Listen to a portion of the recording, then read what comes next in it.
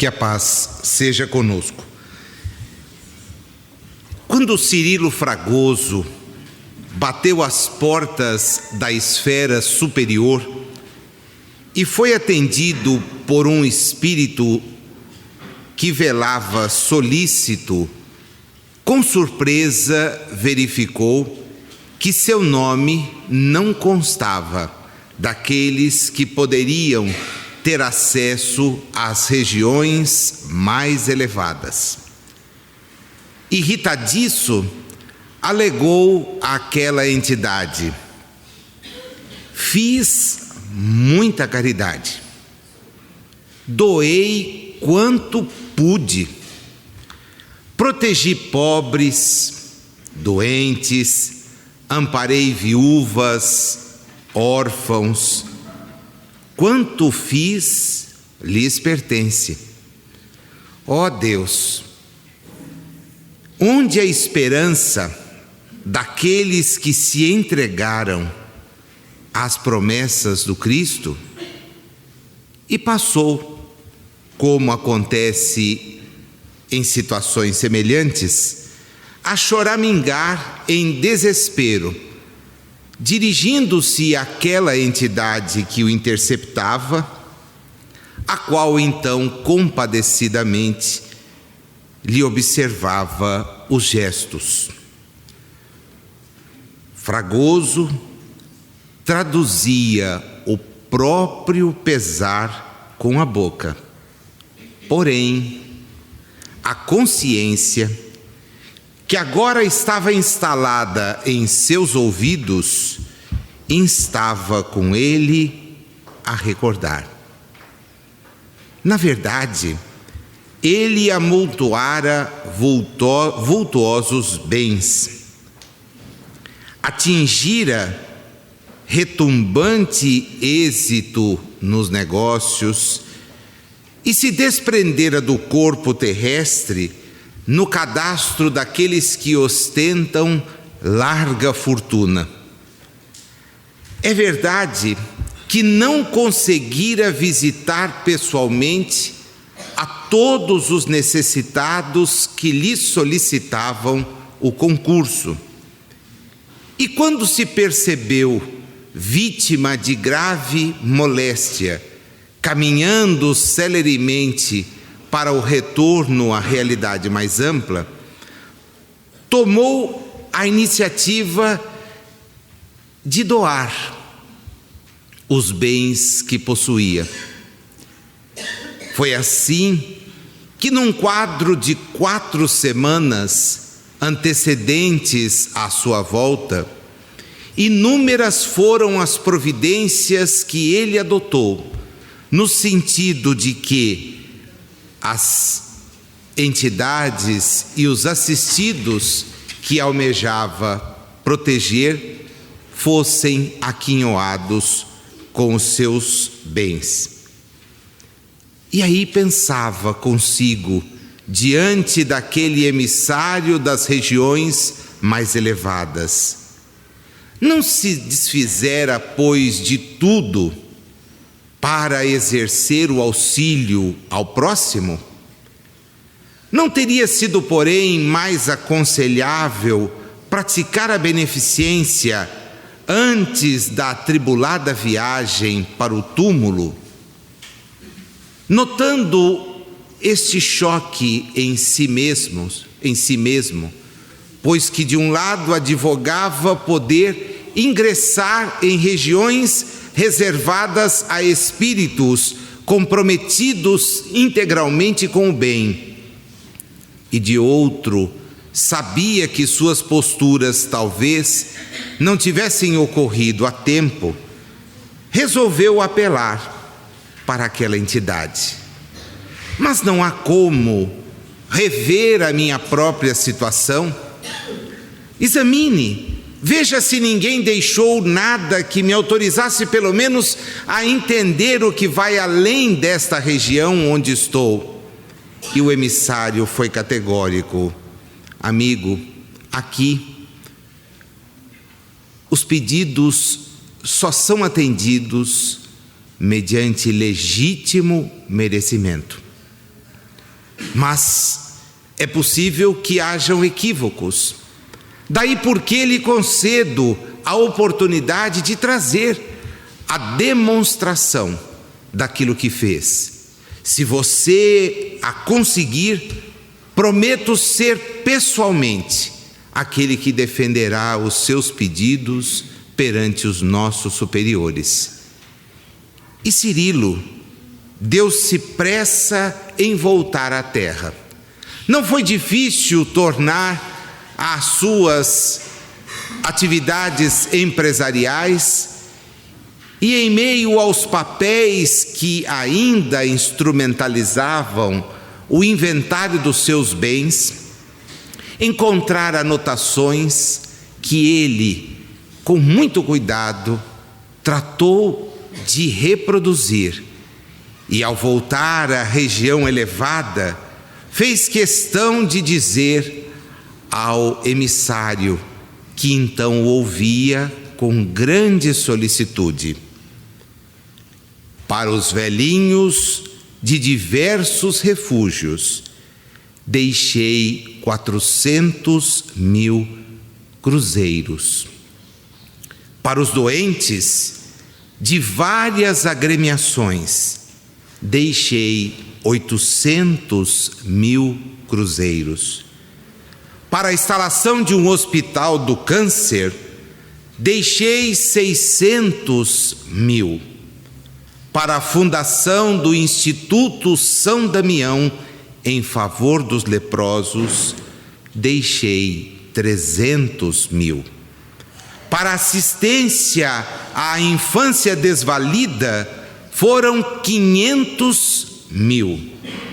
Para meus empregados, deixei 4 casas e 6 lotes de terras no valor de 1.200.000. Por fim, em mão do meu testamenteiro, deixei desse modo a importância de 3.800.000 para a realização de boas obras. Terminada a leitura, qual não foi a surpresa ao perceber que o espírito guardião não se mostrava nem um pouco impressionado?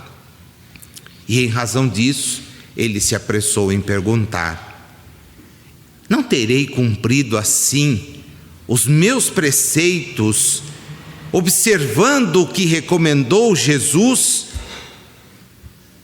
O interpelado lhe disse triste: Fragoso, é preciso pensar.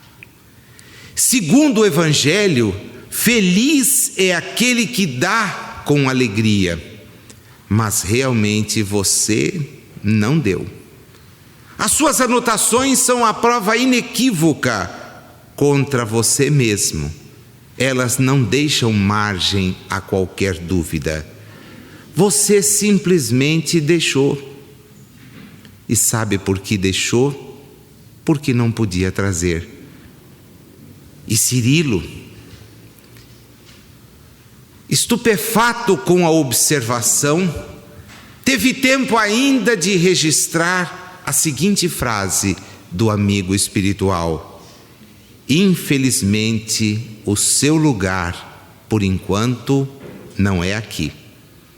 De conformidade com os ensinamentos de Jesus, onde situamos o nosso tesouro, aí está a nossa alma. O seu testamento não exibe nenhum sinal de libertação. Quem dá, Cirilo Fragoso, serve e passa. Quem deixa, apenas larga provisoriamente. Você ainda não se exonerou das responsabilidades para com o dinheiro. Portanto, meu amigo, volte ao mundo. Volte e ampare aqueles a quem você confiou os bens que lhe foram emprestados pela providência. Ajude-os a usá-los na caridade verdadeira. aí sim você conhecerá com experiência própria o desprendimento de possuir. A morte, infelizmente, o obrigou a deixar. Agora, meu amigo, volte e se exercite na ciência de dar. E foi assim que Cirilo Fragoso, embora acabrunhado, regressou à esfera dos homens em espírito, a fim de aprender a beneficência com alicerces de renúncia. Essa belíssima história, que integra outras tão belas do livro Contos e Apólogos, que Irmão X, em parceria com Francisco Cândido Xavier, nos legou, serve de introdução para esta última leva de questões do capítulo 11 da parte 3ª do Livro dos Espíritos: caridade e amor ao próximo. No conjunto que está reunido das questões 886 a 889, Allan Kardec tem a possibilidade de nos orientar acerca do verdadeiro sentido da caridade, confundida por muitos equivocadamente com a dispensa de bens que não nos pertencem, porque estes bens são do mundo e deles o legítimo proprietário é o Senhor da vida. Aqui nos encontramos, meus amigos, de passagem, mas uma passagem que, para nos render o aprendizado, precisa ser significativa. Daí porque, em todas as advertências que nos deixou, Jesus foi categórico, no sentido de que deveríamos nos esforçar para fazer o bem, e não apenas buscar um alívio que a nossa consciência não nos dará. Não nos iludamos acerca da realidade espiritual. Não imaginemos que ela estará sujeita aos nossos caprichos, porque isso é uma mentira. Demonstraremos o que efetivamente somos na prática do bem. As intenções, infelizmente, não nos franquearão muito mais do que uma oportunidade como esta de Cirilo Fragoso, de refletir, de pensar e de pedir novas chances de fazer o bem.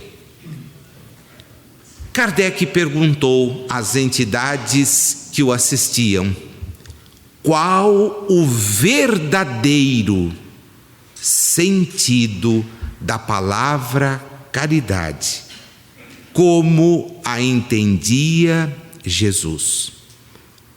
O verdadeiro sentido: benevolência para com todos, indulgência para as imperfeições dos outros, perdão das ofensas. É este o sentido. Mas não é possível. Caridade então não é? Não é. Nós não podemos nos ufanar por repassar aquilo que não nos pertence. A cortesia com o chapéu alheio não há de nos produzir nenhum tipo de benefício. Chegamos à reencarnação trazendo a somatória das nossas experiências, e daqui sairemos agregando a elas outras tantas. Logo, esse comportamento egoístico de nos imaginarmos proprietários daquilo que não nos é dado, a não ser para o exercício da mordomia, do serviço, é efetivamente preocupante. no sentido que a entende, a palavra caridade para Jesus tem um alcance muito maior. E se refletirmos a respeito de cada um desses 3 tópicos que a entidade que respondeu destacou, veremos que muitas vezes o nosso equívoco sobre o assunto é muito grande, porque chamados a contribuir em atividades benemerentes, nós às vezes a elas nos engajamos simples e tão somente por descargo de consciência. É o sujeito que então contribui porque lhe pesa no íntimo andar de carro, enquanto muitos não têm um sapato para os pés. Qual o sentido de nos locomovermos sobre 4 pneus de borracha a velocidades as mais distintas, enquanto os que caminham ao nosso lado sangram os pés por não ter com que revestir o deles? Que sentido estarmos abrigados, às vezes em residências cujo valor é estimado em milhões, recheadas de bens que são muitas vezes relegados a armários e gavetas, enquanto criaturas jazem nas sarjetas sem ter com que se cobrir quando as intempéries nos visitam? É preciso acordar. É preciso estar atento, porque o sentido do descargo de consciência não vai nos trazer alívio na hora da verdade. Pode nos fazer dormir hoje, mas amanhã não nos fará pregar os olhos, porque despertos na realidade onde não há nada oculto, demonstraremos: será que fomos benevolentes para com todos? Será que deixamos de criticar alguém por entender que as imperfeições também estão conosco? Será que perdoamos quem eventualmente nos possa ter ofendido? Porque muita gente repete a prece do Pai Nosso, esquecendo-se de que há nela uma condicional. Só podemos ser perdoados se efetivamente distribuirmos o perdão. Mas quantos desencarnam levando consigo pequenos dissabores em relação aos quais não foram capazes de exercer o perdão? E às vezes até se orgulham disso. Não converso mais com fulano porque eu não vou perdoar aquilo que ele me fez. Imagina que eu vou esquecer tal coisa. Como vou poder engolir isto ou aquilo? Mostrando a nossa insanidade, a nossa pequenez evolutiva. Quando comenta esta resposta, o professor Rivaio, que em inúmeras outras oportunidades são colacionadas aqui mais de 50 referências sobre o assunto, porque ele se preocupava muito com isto. Não nos esqueçamos que dentre os ideais franceses do século XVIII e que se tornaram fonte de reflexão perene para a humanidade, ao lado de direitos individuais como a liberdade, de posturas comparativas como a igualdade, a fraternidade era algo a ser buscado. Então, fraterno, quem seria? Kardec registra: a caridade, segundo Jesus, não se restringe à esmola, abrange todas as relações em que nos achamos com os nossos semelhantes, sejam eles nossos inferiores, nossos iguais ou nossos superiores no conjunto das relações sociais. Ela nos prescreve a indulgência, porque no limite de indulgência precisamos nós mesmos. e nos proíbe que eventualmente humilhemos os desafortunados, contrariamente ao que costuma ser feito. Apresente-se uma pessoa rica e todas as atenções e deferências lhe são dispensadas. Se for um pobre, se for um pobre, se receber a nossa atenção. Via de regra, nos apressaremos em subir vidros de veículos que estavam com janelas abertas para que nós pudéssemos nos refrescar. Trataremos de olhá-los com desconfiança, fecharemos portas, janelas, solicitaremos o concurso de outras pessoas e diremos que estamos praticando gestos em nome de Jesus. Quanta hipocrisia da nossa parte, quanto ausência de seriedade.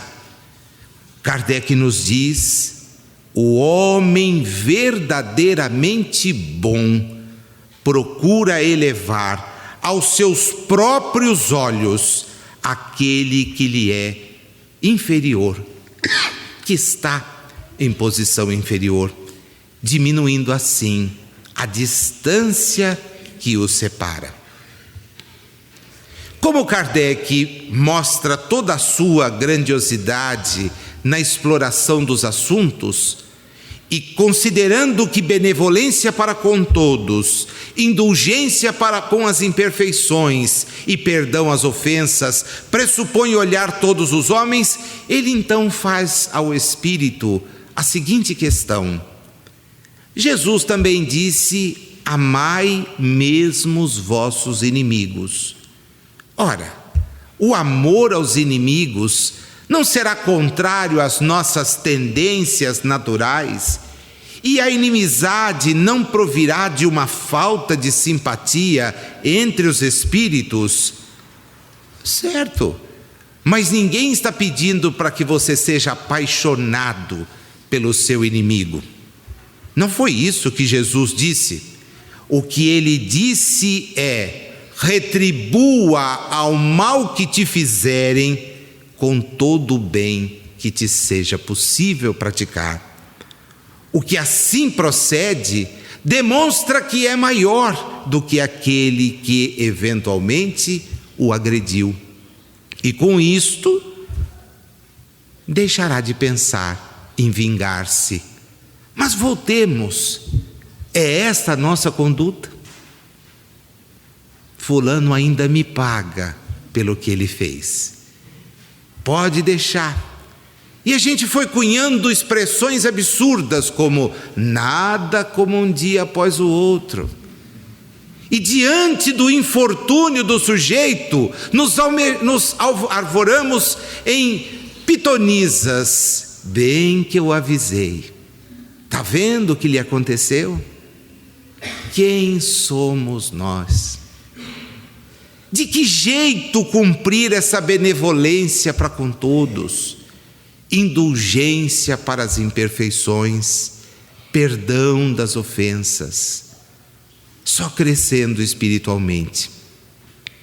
O amor ao inimigo não é, pois, levá-lo para jantar em nossa casa, porque ele nem aceitaria, mas talvez não desejar que a sua comida lhe traga qualquer espécie de mal-estar digestivo.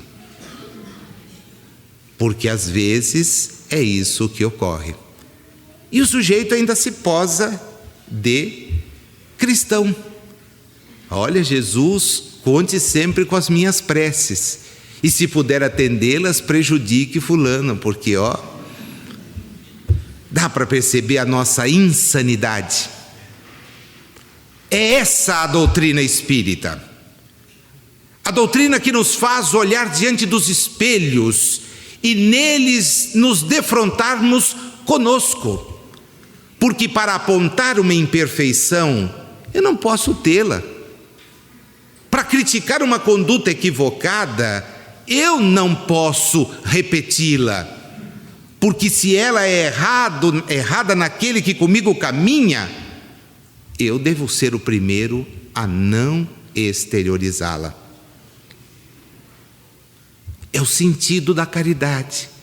Nossa, mas não era mais fácil? Mas essa visão ficou, né?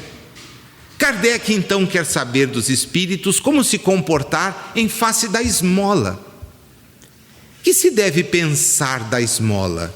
E aqui, numa visão social amplíssima, o espírito que responde vai nos chamar a atenção para o seguinte: condenando-se a pedir esmola, o homem se degrada física e moralmente, embrutece-se. Uma sociedade que se baseia na lei de Deus e na justiça deve prover a vida do fraco, sem que haja para ele humilhação. Deve-se assegurar a existência dos que não podem trabalhar, sem lhes deixar a vida à mercê do acaso e da boa vontade de alguns. É um problema social, um problema para o qual todas as nossas atenções precisam estar voltadas, para o qual nós podemos nos unir, mas acima de tudo podemos cobrar daqueles que nos representam uma demonstração clara de que as coisas precisam ser melhor equacionadas, de maneira que as pessoas tenham condições de avançar com suas próprias pernas. Sim, porque mais vale, nos diz o ditado antigo chinês, ensinar a pescar do que dar o peixe. Portanto, se pudermos dar àqueles que nos rodeiam, em condições menos favoráveis, a possibilidade de avançarem, certamente eles serão muito mais gratos à estrutura social do que, eventualmente, obrigá-los a pedir para subsistir. Entendendo o alcance da resposta, Kardec então emenda uma outra pergunta. Você então reprova a esmola? Quem responde é ninguém menos do que Vicente de Paulo. Vicente de Paulo é um daqueles espíritos cuja trajetória na última encarnação marca pela seriedade, pelo compromisso. Localizado onde se encontrava, em meio a uma população faminta, em meio a homens e mulheres abandonados, a crianças desvalidas e a velhos esquecidos, Vicente de Paulo, nos dias de sua atividade na última existência, não deixou de socorrê-los e o fazia diuturnamente. Foi capaz, inclusive, de motivar aqueles que o rodeavam para que fizessem a mesma coisa. E inúmeras são as obras surgidas a partir desta sua visão, de que aqueles que precisam têm que encontrar portas abertas nos instantes em que não conseguem nem ao menos subsistir. Daí que suas campanhas para a criação de abrigos, para o fornecimento de refeições, são campanhas inspiradoras e que encontraram eco na Europa, na América, na África. Encontraram eco onde pessoas sintonizadas com a dor no próximo efetivamente entenderam o que ele queria dizer. E ele então dá a Kardec uma grande dissertação. Confesso que é só ela. Lembrar que os vicentinos... Sim, a ideia de vicentinos, de seguidores de São Vicente, na verdade os vicentinos seguem as orientações de Frederico Ozanam, alguém que, inspirado nos ideais de Vicente de Paulo, deu início na França há movimento tendente a socorrer, através de um dispensário de alimentos, os que buscam ajuda para a subsistência. Leva-se o nome de Vicente de Paulo graças a esse ideal de Ozanam, que foi, em relação à inspiração de Vicente de Paulo, alguém extremamente tocado. Na dissertação, ele diz assim: olha, o problema não está na esmola, mas está na maneira como ela é dada.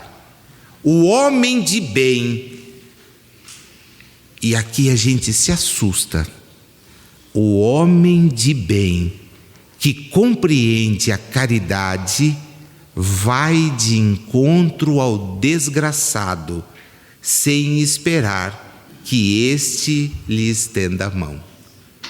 E aí a gente passa em revista a nossa conduta, porque quando o cara me estende a mão, eu já olho torto e desvio. Calcula a caridade verdadeira que vai de encontro.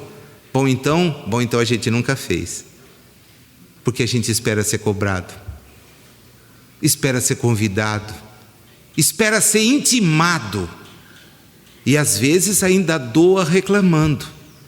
Nossa, de novo um pedido para ajudar? De novo. Falta maturidade na nossa maneira de agir. Daí porque não podemos nos iludir, como Cirilo Fragoso, de imaginar que as portas de regiões celestes nos serão abertas. Volta, recomeça, vai aprender, porque sair ao encontro do que sofre representa, como nos diz Vicente de Paulo, ser bondoso, benévolo. Está tanto no ato como na maneira. Duplo valor tem um serviço prestado com delicadeza. Se for com altivez, pode ser que a necessidade obrigue quem o recebe a aceitá-lo, mas o seu coração pouco se comoverá. E já ouvimos depoimentos assim. Eu fui atendido, mas com tanto desprezo. Senta aí. Olha, cuidado para não quebrar. Devolve depois, tá? Se puder limpar, melhor. Você não tem uma luva para pegar o meu talher importado? Eu vou te dar uma então. Nossa, isso é jeito com que você come? Paremos, reflitamos. O sentido da caridade é mais amplo. Mas se eu tiver que buscar atender ao que precisa, e aí ele nos diz: deve-se distinguir a esmola propriamente dita da beneficência. E por quê? Nem sempre o mais necessitado é o que pede. O temor de uma humilhação detém o verdadeiro pobre, que muitas vezes sofre sem se queixar. É a esse que deveis buscar sem ostentação. Amai-vos uns aos outros, eis toda a lei divina, mediante a qual governa Deus os mundos. O amor é a lei de atração para os seres vivos e organizados. A atração é a lei de amor para a matéria inorgânica. Não esqueçais nunca que o espírito, qualquer que seja o grau de seu adiantamento, reencarnado na erraticidade, está sempre colocado entre um superior e um inferior. O superior o guia e o aperfeiçoa. O inferior, ele precisa olhar e fazer a mesma coisa. Sede, pois, caridosos, praticando não só a caridade que vos faz dar o óbolo que tirais do bolso aquele que ousa pedir, mas praticai a caridade daquele que vai atrás das misérias ocultas. Há material aqui para refletir bastante. Termina a parte que estamos estudando com uma questão, a 889, em que Kardec: mas não tem homens que se veem condenados a mendigar por culpa sua? Sim, sem dúvida, está cheio. Se uma boa educação moral lhes houvera ensinado a praticar a lei de Deus, não teriam caído nos excessos que levam à sua perdição. Disso, sobretudo, é que depende a melhoria do vosso planeta. Eu recomendaria a todos, sem exceção, a leitura de 2 capítulos do Evangelho segundo o Espiritismo. É um bom exercício para a tarde do domingo, pré-feriado, em que a gente que tem condições um pouco melhor vai usufruir de uma boa refeição, dentro de um abrigo. Então talvez seja a hora de parar e pensar sobre a nossa caridade, sobre como a estamos exercendo. O primeiro deles é o capítulo de número 13 do Evangelho. Não saiba a vossa mão esquerda o que dê a vossa direita. E o segundo é o capítulo 15, aquele em que a caridade é apresentada em toda a sua amplitude. O fora da caridade não há salvação. É um bom exercício para o domingo. A gente pode parar, pensar e refletir. Ver se à maneira de Cirilo Fragoso, nós também não estamos procurando deixar apenas porque não podemos levar. E com isso deixamos roupas, deixamos brinquedos, deixamos armários e coisas semelhantes, muitas vezes porque não nos servem. Mas não fazemos isso com o espírito de desprendimento.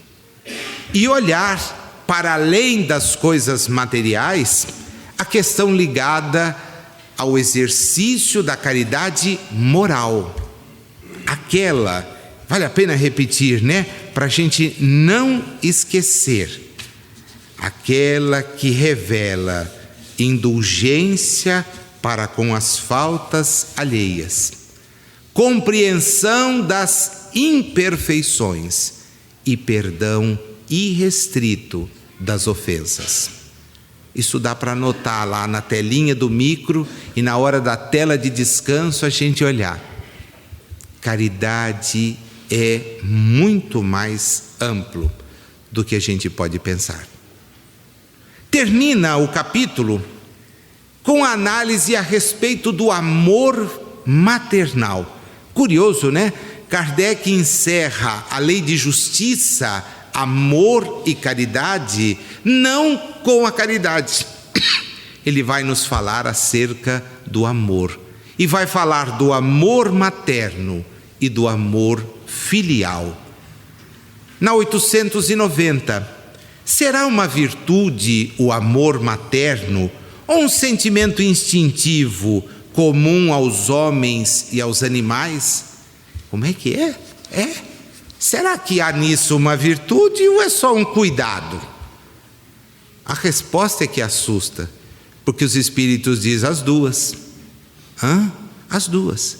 A natureza deu à mãe o amor a seus filhos no interesse da conservação deles. No animal, porém, esse amor se limita às necessidades materiais. Quando cessa, o sujeito vai embora. E aí a gente se pergunta, mas e os meus filhos? Não vão? Não pensam nisso, né? O sujeito já está com 42 anos e ainda em casa esperando o amor maternal, sinal de que ele foi furado. Ele não foi um amor emancipador, foi castrador, limitador. E aí não tem do que reclamar, porque os filhos não nos pertencem. Aliás, nem nossos filhos são. são filhos como nós de Deus. E é importante que cada qual descubra o seu papel, cada qual busque a sua própria realização, sem se tornar, para aqueles que com ele convivem, uma preocupação excessiva. Todos podemos estar juntos, irmanados pelos ideais que nos congregam. E isso é importante refletir. No homem, esse amor deve persistir pela vida inteira, porque comporta devotamento e abnegação. Diz-nos o Espírito um pouco mais: este amor sobrevive à morte, e aqueles que foram vinculados, mesmo além túmulo, vão se manter ligados. Essa é a parte mais confortadora, quando a gente tem que dizer adeus e que se converte num até breve aqueles que nos devotaram o seu amor. Lembro-me muito enternecido de duas criaturas angélicas que a existência me concedeu, e das quais dizer até breve não foi nem um pouco fácil. Com todo o conhecimento que a doutrina espírita nos oferece, ver partir a mãe, a avó, pessoas que tornaram a realidade espiritual porque haviam cumprido a parte que lhes competia, traz mesmo um sentimento de muita tristeza, mas ele logo é superado, porque aquela saudade que nos parecia ser uma saudade que aumentaria, se vê diminuída quando aqueles mesmos seres podem nos vir abraçar e estimular espiritualmente, como a nos dizer: estamos do lado, sigamos, você com os seus propósitos, nós com os nossos, você com as suas lutas, nós com as nossas.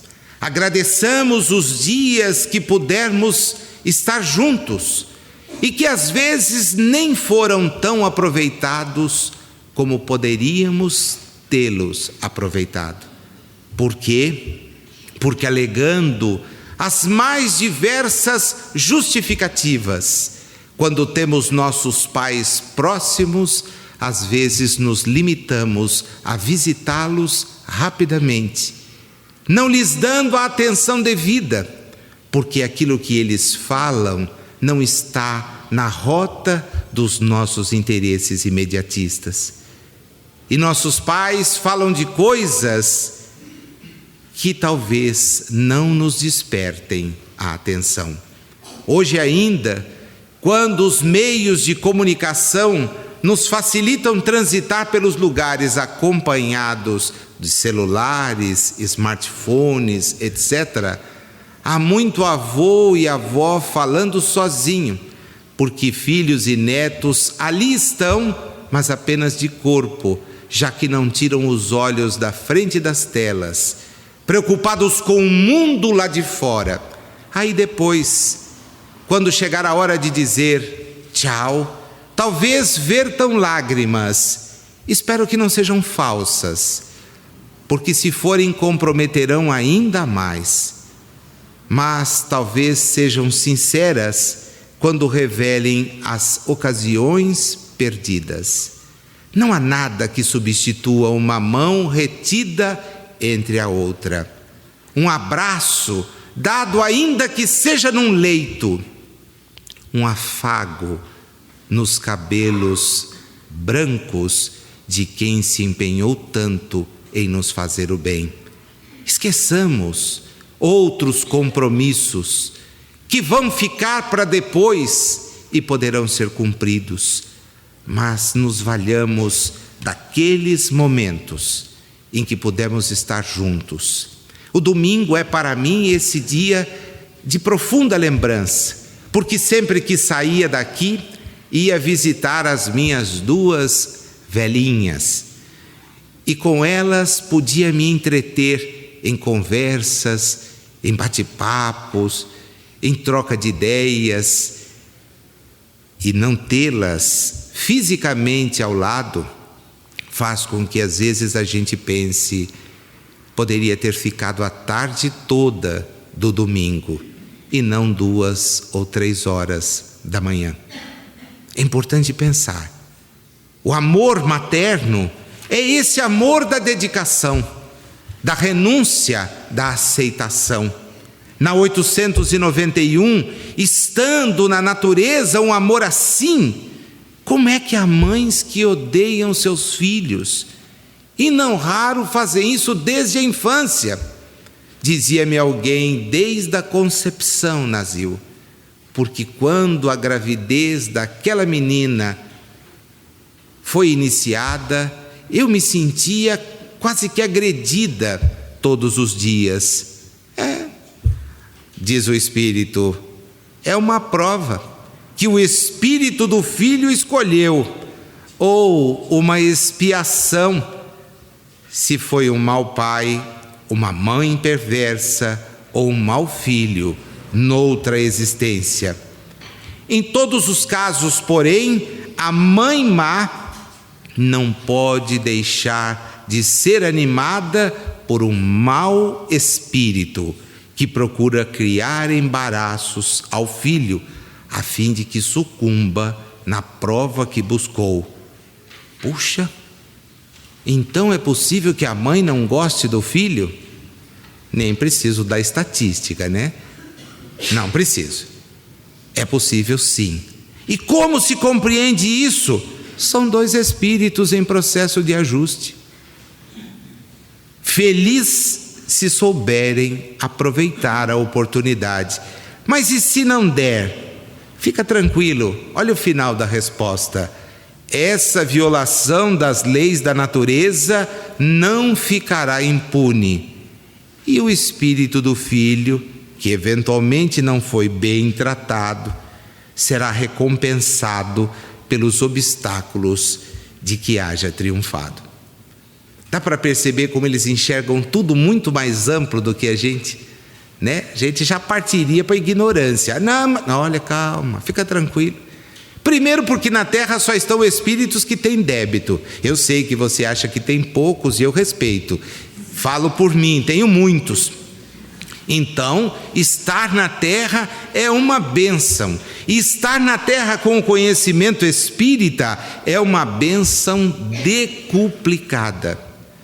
Porque a gente passa a entender o que está à nossa volta. Termina o capítulo e o estudo da lei de justiça, de amor e caridade com a questão 892. Quando os filhos, e espero não seja esta nossa situação nunca, quando os filhos causam desgostos aos pais, não tem estes desculpa para o fato de não dispensarem a ternura de que os fariam objeto em caso contrário? Olha o jogo de Kardec. Não é a resposta, porque isso representa um encargo que lhes é confiado e a missão deles consiste em se esforçarem por encaminhar os filhos para o bem. Ademais, esses desgostos são a miúde a consequência do mau feitio que os pais deixaram que seus filhos tomassem desde o berço. Sim, porque a gente colhe o que semeia. O papel do pai é o papel de educar, naturalmente pelo exemplo. Naturalmente pelo exemplo. Portanto, devemos nos esforçar, e ainda que nossos filhos não nos retornem o que gostaríamos retornassem, devemos dispensar-lhes o maior amor que pudermos. Afinal de contas, nós estamos no capítulo da caridade. E o da caridade verdadeira é perdoar ofensas, aceitar imperfeições, exercer a benevolência. Para que a gente não fique no vazio, possa terminar levando para casa alguma coisa de concreto, além da história do Cirilo Fragoso, a irmã Sheila, sim, aquele espírito abnegado no serviço ao próximo, que inspira atividades como a do grupo que temos nesta casa, através do Chico, no livro chamado Ideal Espírita, dá 20 exercícios para praticar a caridade. Em época de fitness, em que os sujeitos malham na academia para ficar com o corpo sarado e tentar chegar a 160 anos, porque é este o objetivo, esquece-se que às vezes desgasta em 10 o que poderia viver 20. Ela nos recomenda 20 exercícios para praticar a caridade. Vamos lá? Preparados? Não precisa nem ficar de pé, só atento. Primeiro, executar alegremente as próprias obrigações. Puxa, isso é caridade? Ou executar alegremente as próprias obrigações. 2, silenciar diante da ofensa. Nazil, não dá para parar? Posso. Quer que eu pare? Imagina o 20. Tá bom? Eu já caí nos 2. Já caiu já. Então, tudo bem. Olha o terceiro. Esquecer o favor prestado. 4, exonerar os amigos de qualquer gentileza para conosco. Para, Nazil. Não, ao 5, emudecer a nossa agressividade. Olha, já fiquei reprovado na academia, a academia do bem não aceita suborno. E o personal trainer aqui somos nós mesmos. Emudecer a nossa agressividade. 6, não condenar as opiniões que divergem da nossa. 7, abolir qualquer pergunta maliciosa ou desnecessária. 8, repetir informações e ensinamentos sem qualquer azedume. 9. Treinar a paciência constante. Percebe que não está mandando você ter, manda treinar. 10. Ouvir fraternalmente as mágoas dos companheiros sem biografar nossas dores. O sujeito começa, a gente vai para ter vantagem até no sofrimento, não é? Você nunca se pegou fazendo isso? Tenho certeza que não. Você não sabe comigo. E aí vem aquele rol imenso. Falta de caridade. 11, buscar sem afetação o meio de ser mais útil. 12, desculpar sem desculpar-se. 13, não dizer mal de ninguém. Eu disse que piorava. 14, buscar a melhor parte das pessoas que nos comungam a experiência. 15, alegrar-se com a alegria dos outros. 16, não aborrecer quem trabalha. 17, ajudar espontaneamente. 18, respeitar o serviço alheio. 19, reduzir os problemas particulares. 20, servir de boa mente quando a enfermidade nos fira.